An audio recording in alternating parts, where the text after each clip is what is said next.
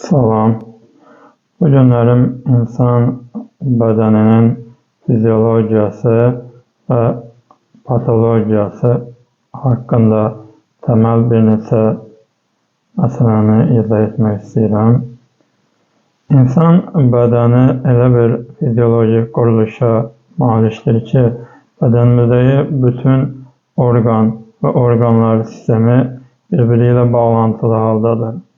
Yəni, bizim həzm sistemimiz tənəffüs sistemindən əlaqəsiz surətdə işləyə bilməz və yaxud da bütün orqan sistemləri birbiri ilə bağlantılı olduğu kimi qan damar sistemi bütün orqanlar sistemini əhatə etmiş bir zinciri tamamlayır sanki. Onların qidalanmasıdır, oksigen ehtiyacıdır, qan damar sistemi vasitəsilə təmin edilməkdədir. Məsələn, dayaq hərəkət sistemimiz, sümük və əzələ də deyilə bilər. İnsanın onurğasını və sabit duruşunu təmin etməkdədir. Bu sistem olmasa, insan normal duruşunu və normal hərəkətlərini, fəaliyyətlərini, funksiyalarını yerinə yetirə bilməz. Və xəstəliklər harada başlayır? Yəni, patologiya dediyimiz proseslər nədir? Bu orqanlar sistemində hər hansısa bir qüsurun başlaması və ya da orqanın fəaliyyətinin düzgün şəkildə davam etməməsi nəticəsində meydana gələn prosedurlardır. Məsələn, ən basitindən deyə bilərik ki, mədədə turş mühitdir və həzm prosesi turş mühitdə gedir. Və burada ona uyğun şəkildə əgər ki, məsələn, turşuluq normaldan aşağı olsa, deyəlim ki, 7 olmasa, normal turş mühitdən aşağı 6-5, zaten mədədə olan pH 7-dən aşağı olmalıdır. Bu da kimyadan bildiyimiz məlumatdır ki, yəni 7 normaldır, 7.4 keçir. Ondan aşağı olanda turş mühitdir, ondan yuxarı olanda qələr mühitdir. Məsələn, burada vəzlər vasitəsilə və yaxud da onların ifrazı nəticəsində həzm prosesi gedir. Əgər ki, burada turşuluq normal nisbətində olmazsa, 7-yə yaxınlaşsa və yaxud da qələr mühit kimi bir mühit olsa, burada həzm prosesi normal getməsi mümkün deyil. Və yaxud da hər hansısa bir xoran əmələ gəlməsi.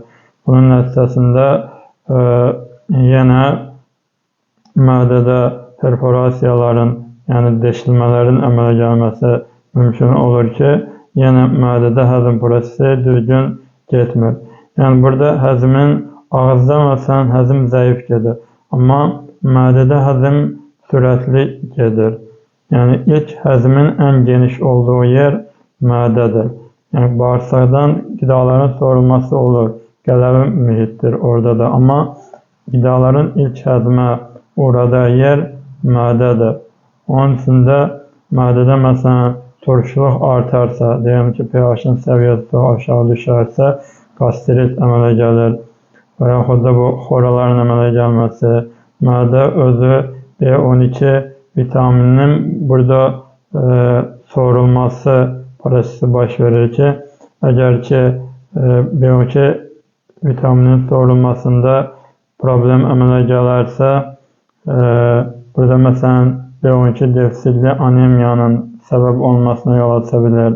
Yəni, o cəhətdən həzm prosesləri də mühüm rol oynayır.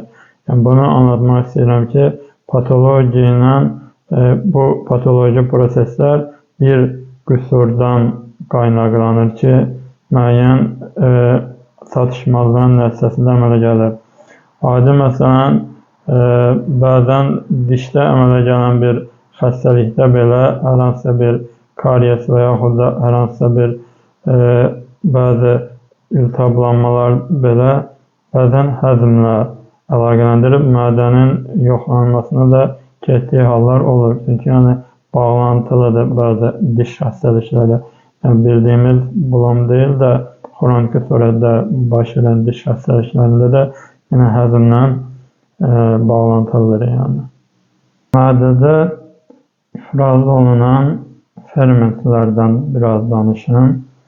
Bildiğimiz kimi gıda ağız boşluğuna daxil olur, dişlər vasitəsilə çeynənilir və qida borusu vasitəsilə mədəyə daxil olur. Burada hansı proses baş verir? Mədədə turş mühit var və bu mühitdə fermentlər var. Bu fermentlərə pepsin fermenti vardır ki, pepsinogen vasitəsilə ifraz olunur. Baş hüceyrələr var mədədə, oradan ifraz olunur və zülalları parçalama funksiyası var. Lipaza var ki, bunlar da yağları parçalar, lakin az miqdarda parçalayır mədədə. Bundan başqa rennin var, daha çox körpələrdə. Bir də məsələn, lipazanın fəaliyyəti daha çox böyüklərdə olur. Böyüklərdə fəaliyyəti az olur, daha çox fəaliyyəti uşaqlarda olur. Məsələn, rennin var ki, bu da yenə uşaqlarda yağları parçalanma funksiyası vardır. Bundan başqa 12 barmaq bağırsaqda da həzm prosesin 80% gedir. Lakin orada qələvi mühit var, turş mühit yoxdur. Orada da yenə tripsin zülalları parçalayır, tripsinogen vasitəsilə aktivləşir, enterokinaza vasitəsilə aktivləşir, tripsinogen tripsinə çevrilir, fəaliyyət göstərir. Məsələn, lipaza var ki, əksəriyyətlə yağların həzmi burada gedir və lipaza vasitəsilə gedir. Amilaza var, alfa amilaza, beta amilaza olaraq ayrılır, karbohidratları, disaharidləri parçalayır. Bu da yenə 12 barmaq bağırsaqda həzm prosesini yerinə yetirən fermentlərdir. Bu şəkildə həzm prosesi tamamlanır. Bir də B12 vitamini haqqında müəyyən məlumatlar vermək istəyirəm. B12 vitamini, məsələn, qidada proteinlərə bağlı olaraq bizim mədəmizə daxil olur. Qida, yağ, balıq, ət daxil olur. Amma mədədən soğurulmur. Mədədə soğurulmağa hazırlanır. Bu da nə vasitəsilə olur? Haşlor və pepsin vasitəsilə o qidadan ayrılır və B12 halına gəlir ki, mədədə ifraz olunan, mədədə olan parietal, baş hüceyrə deyil, parietal hüceyrələr vasitəsilə ifraz olunan intrinsik faktora birləşir və bu faktora birləşmiş halda 12 barmaq bağırsağa gəlir. 12 barmaq bağırsaqda intrinsik faktorla birləşmiş B12 vitamini buradan soğurulur ki, daha çox 12 barmaq bağırsağın son hissəsi ileumdan bu B12 vitamini soğurulması prosesi baş verir. Bu soğurma prosesi pozularsa, əgər B12 vitaminin soğurulmasında hansısa qüsur olsa, intrinsik faktorda qüsur olsa, yəni bunun çatışmazlığı nəticəsində pernission anemiya xəstəliyi insanda baş verməkdədir. Mənim bugünlük deyəcəklərim bu qədərdir. Təməl patoloji və fizioloji anlayışlar haqqında bəzi məlumatlar verməyə çalışdım. Mədədəki bəzi fermentlərin həzmdə necə iştirak edir, ondan danışdım. Tripsindən, lipazadan süzdül aldı, südlərin parçalanmasına iştirak edir. Bu günlərim bunlardan danışdıq daha çox. İnşallah faydalı olmuşdur. Oldu, sağ olun.